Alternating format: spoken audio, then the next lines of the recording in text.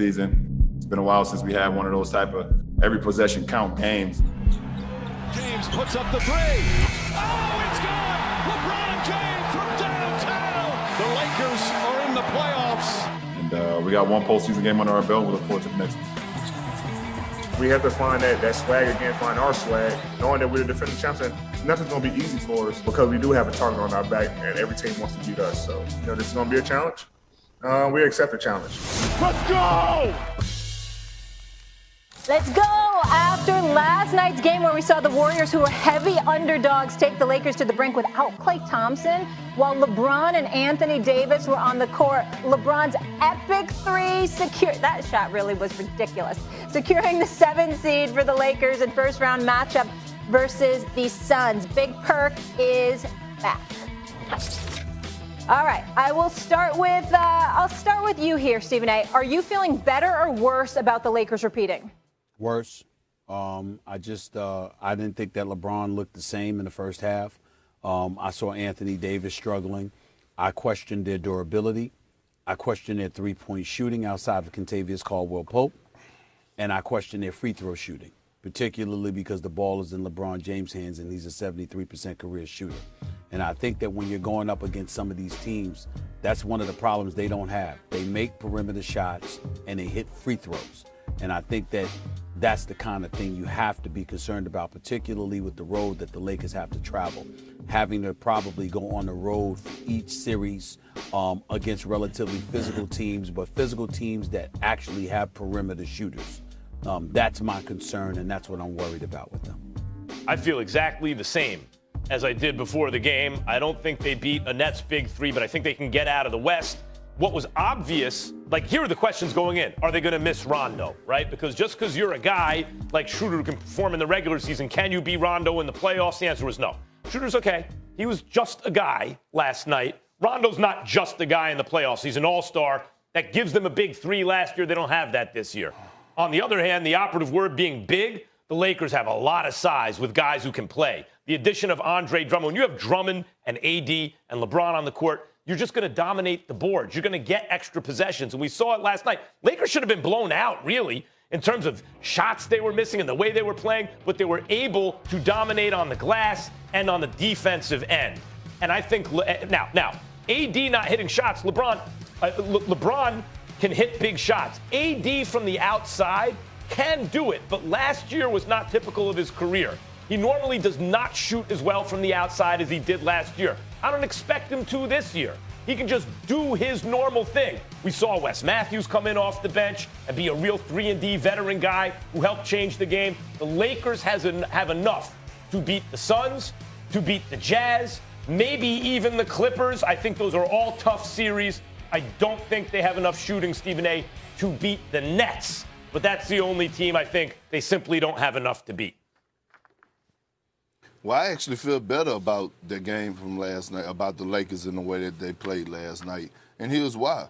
I mean, they played horrible offensively, but they still got the win. And second of all, they're not going to go against a Steph Curry every single night. Nobody in the league is playing like Steph Curry. He's the toughest player in the league to guard. I don't care what you said about Kevin Durant, James Harden, Kyrie Irving, anybody, Giannis, you can name them all, Jason Tatum. Right now, Steph Curry is the hardest person to guard in the NBA. The way he moves without the basketball, the way that you have to trap him, the way that he's able to get to the basket, split double teams. I mean, he's just a magician right now, and this is why I say he's the best player in the league. That's one thing.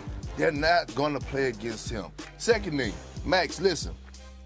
Draymond Green guards Anthony Davis better than anyone I've ever saw, right, and ever seen. When I was with the Pelicans and we went up against the Golden State Warriors, I watched Draymond Green give Anthony Davis fits. Anthony Davis is not going to see Draymond Green anymore. He's going to see other bigs that he's going to dominate like he did last year in the bubble. Dennis Schroeder, Stephen A. On Stephen A. Sports Center, you remember I called him out, I said he wanted $100 million. It was his time to step up and show it. I still stand by that, but then I give him somewhat of a pass for last night because he is coming out of the COVID situation, right? And a lot of players have said that it's taking them a minute. They don't know. Some days they feel good. Some days they feel like they have a headache or a concussion or whatever the case may be. They have different symptoms, and they don't, like Jason Tatum said, it took a month for him to get back to where he originally was feeling great, right? But the Lakers defense was so on point last night in the second half. It was a beautiful thing to watch. Playing boxes and elbows, helping the helper, taking away driving gaps, getting deflections. You know what happens when your shots are not falling? Then you force turnovers and get out in transition. That's what the Lakers done last night. So when I look at the Lakers defense, I'm looking at a guy like Alex Caruso, who came in and who was being a pest to Steph Curry, right, down the stretch. You look at a guy like Wes Matthews. The Lakers have so much depth that they could go to different guys, and Frank Vogel could search out different guys to plug in the rotation to give them life. Kyle Kuzma actually played well on the defensive end last night. So the Lakers' defense is just so good that the nights that they are struggling offensively, they're going to win games because of their defense. Well, I agree with you about their defense, but I will say this. Last night is not exactly the ideal litmus test per se, because the Golden State Warriors are obviously shorthanded without Klay Thompson. When you go up against the Phoenix, when you got Devin Booker and Chris Paul to deal with, along with DeAndre Ayton, who has been getting better and better. And you and I were talking after the SportsCenter with Stephen A. show last night, KP, and you saw what our man Michael Wilbon was telling us about what was going on in Phoenix. So you got that going on. You see the Utah Jazz, and you see the way they can shoot the ball. Plus they have size. Plus they have an elite defensive team as well. We can't ignore that.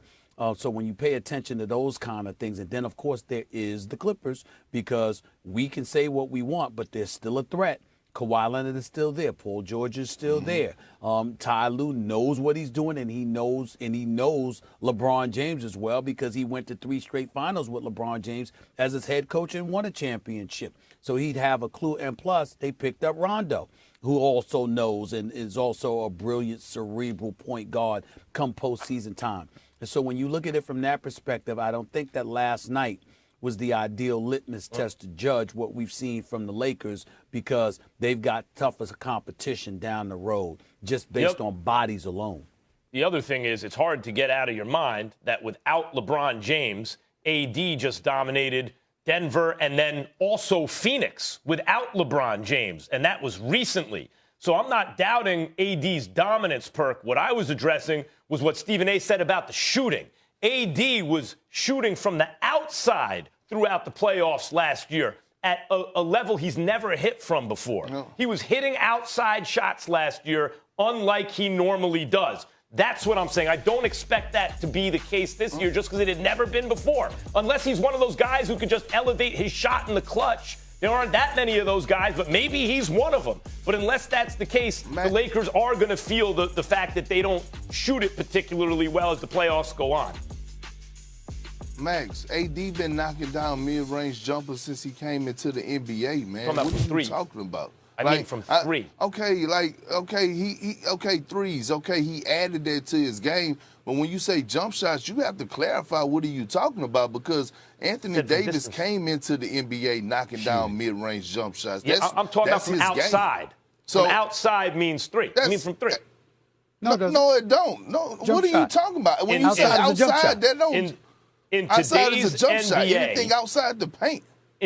Right, I understand, but in today's NBA, if you're talking about stretching, if you're talking about like a stretch 4 or 5, you're talking about a guy who can hit from the perimeter, from three-point land. That's what AD was doing. No, you're talking about people that can shoot outside the paint 15 to 17. We just had Chris Bosh on First Take the other day, who's inducted into the Hall of Fame. Max Kellerman, he was a specialist at the 15 to 17-foot jump shot, not just three-point range. I don't want to get bogged down on this. Let me be clear. That's what we ask you to do. Let me clarify. Don't try to reinvent rules. Let me clarify.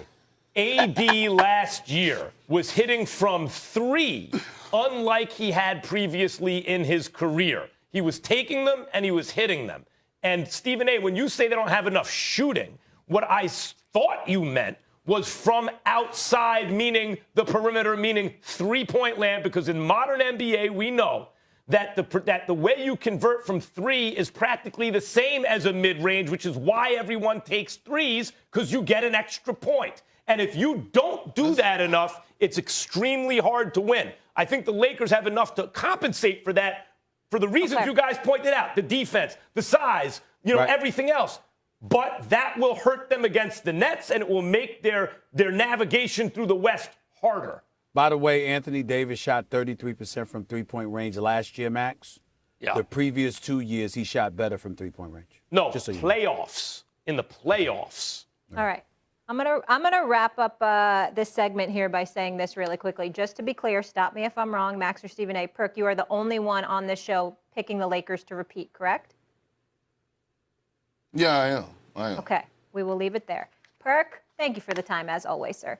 There's more Lakers talk where that came from. Sports bettors, listen up. The Lakers open as a substantial favorite versus Phoenix. Will Chris Paul and Devin